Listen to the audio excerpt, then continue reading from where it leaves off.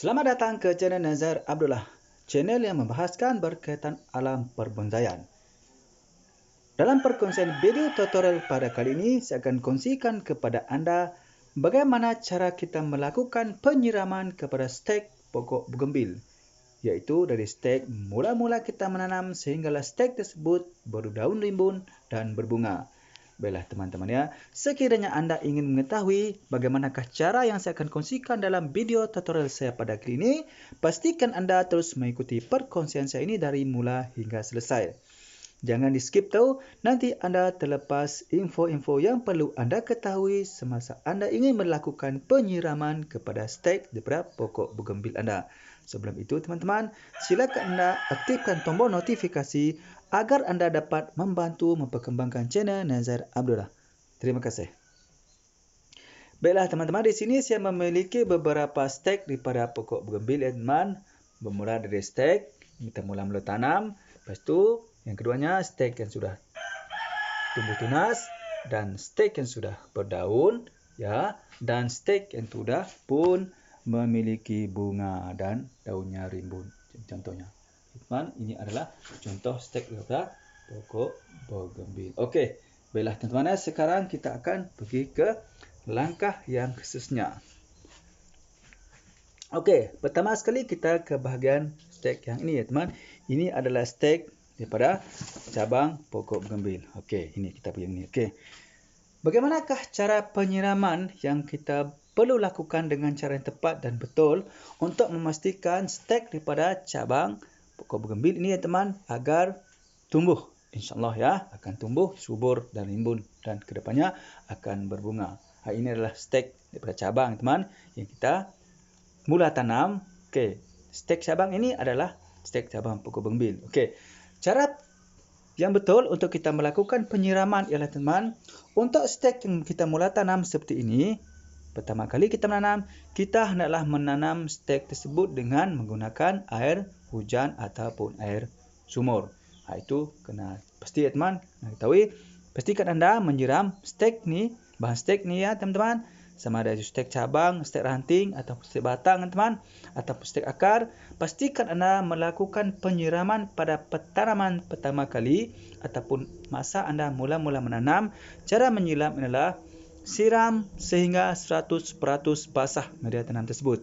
Tetapi perlu diingat teman, di sini terdapat dua perkara ataupun dua keadaan. Keadaan yang pertama teman, sekiranya anda menggunakan bahan media tanam yang dalam keadaan lembap, anda tidak perlu menyiram 100% basah. Jadi apa yang anda lakukan adalah anda cukup menyiram hanya menggunakan lebih kurang 10 ml air saja untuk memberi kelembapan pada bahagian cabang yang anda lakukan penanaman tadi. Itu dalam kondisi yang pertama, iaitu keadaan media tanam yang anda gunakan untuk menanam stek tersebut dalam keadaan yang lembap. Okey.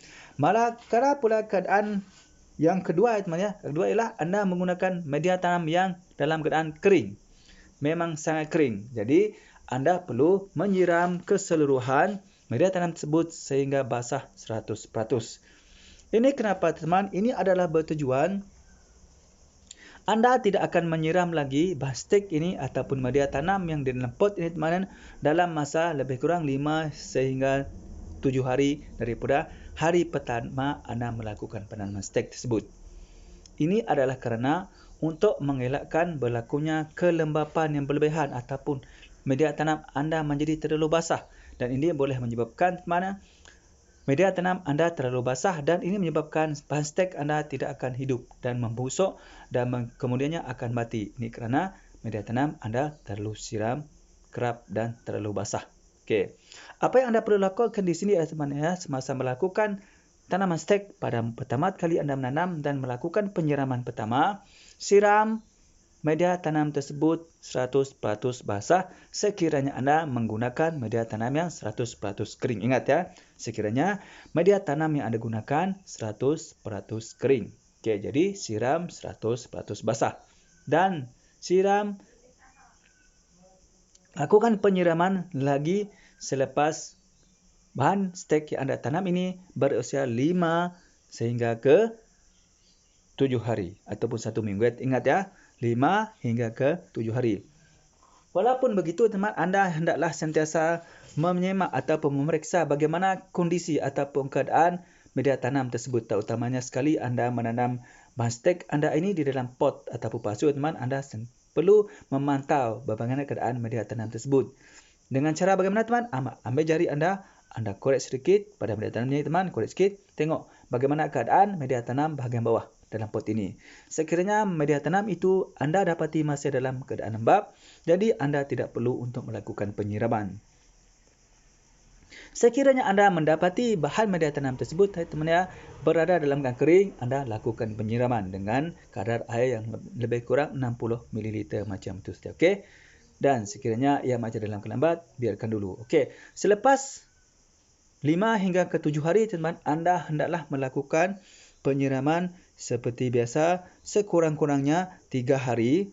3 hari ya, ingat 3 hari 1 kali penyiraman. Maksudnya siram 1 kali selama 3 hari. 3 hari baru siram 1 kali. Ingat ya, jangan melakukan penyiraman tiap-tiap hari. Okey, tiap-tiap hari ini akan menyebabkan stek anda akan membusuk dan kemudian mati dan stek anda tidak akan tumbuh. Okey. Ini untuk peringkat permulaan anda menanam stek. Terutamanya stek di dalam pot ataupun pasu ya, teman, ataupun bekas lain ataupun polybag ya. Ini bergantung kepada keadaannya ya. Bagaimana? Yang penting jangan menyiram setiap hari untuk bahan stek pada masa penanaman pertama. Okey. Faham ya?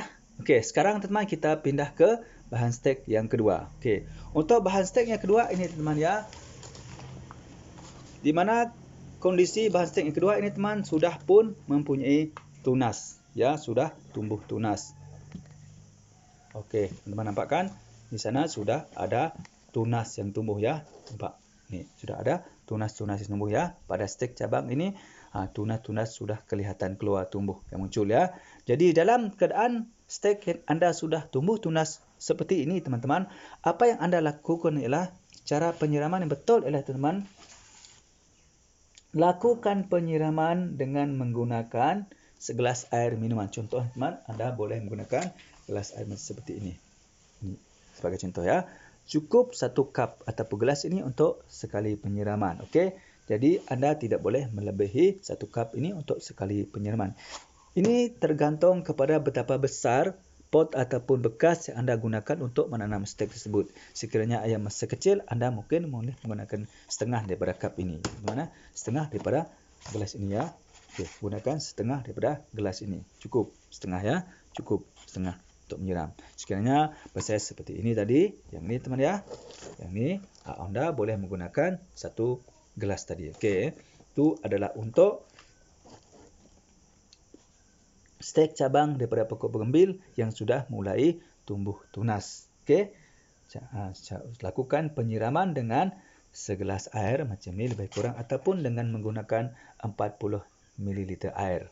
Pastikan anda menggunakan air hujan ataupun air sumur, teman, sebab dalam usia begini kita pasti pokok cabang di stek cabang daripada pokok bergembil ini mungkin masih belum mempunyai akar yang banyak, teman. Jadi anda boleh menyiram dengan menggunakan air sumur atau hujan dulu ya. Elakkan menggunakan air pipe, terutamanya untuk stek yang anda baru tanam ini, teman. Terutamanya stek ini jangan melakukan penyiraman dengan menggunakan air pipe ya. Pastikan anda menggunakan penyiraman dengan sumur ataupun air hujan kerana air ini sangat bersih, tidak mempunyai klorin. Klorin yang terdapat dalam air pipe sebenarnya tidak sesuai untuk bahan stek yang kita mula tanam. Okey. Itu untuk penyiraman stek yang sudah mula tumbuh tunas. Okey. Lakukan penyiraman 3 hari ya. 3 hari sekali. Bukan sehari 3 kali ya. Ingat 3 hari sekali. Okey, lakukan penyiraman 3 hari sekali. Okey. Okey, kemudian teman kita pindah ke bahagian stek yang kedua, di mana bahagian stek kedua ini, teman, sudah tumbuh daunnya. Okey. Teman, ini adalah untuk bahan stek yang kita kedua, untuk dalam keadaan yang sudah tumbuh daun macam ni. Okey, ni teman-teman, ini adalah bahan stek kita yang kedua. Okey, bagaimana cara kita melakukan penyiraman pada bahan stek yang kita sudah banyak tumbuh daunnya seperti ini ya. Sudah banyak daun tumbuh. Okey, untuk bahan stek yang kita sudah memiliki tumbuh daun yang sudah mulai rimbun seperti ini, teman-teman, apa yang anda boleh lakukan adalah anda boleh melakukan penyiraman dengan menggunakan air sumur, air hujan ataupun air paip boleh juga, kerana sudah pasti bahan stek ini teman sudah mempunyai akar yang kuat dan banyak ya. Jadi anda tidak menjadi masalah. Jika ada sukar untuk mendapatkan air hujan, anda boleh saja menyiram menggunakan air paip. Okey. Bagaimana pula dengan kadar penggunaan air? Okey, anda boleh menyiram lebih kurang menggunakan air teman dengan 2 gelas. Ini lebih kurang. Okey. Anda boleh menyiram dengan 2 gelas air. Ya, untuk menyiram bahan stek yang tu rimbun daunnya macam ini. Okey, siram ya dalam pot. Okey, itu adalah penyiraman pada bahan stek kita yang sudah memulai tumbuh daunnya rimbun, agak rimbun seperti ini ya. Ini juga stek teman, stek ya, stek cabang ya. Jadi lakukan penyiraman dengan 2 cup air tadi. 2 cup ini ya. 2 cup ini tadi. Cukup. Okey, sama juga teman lakukan penyiraman 3 kali sehari ya. 3 kali sehari. Ini bergantung teman, bergantung kepada keadaan cuaca.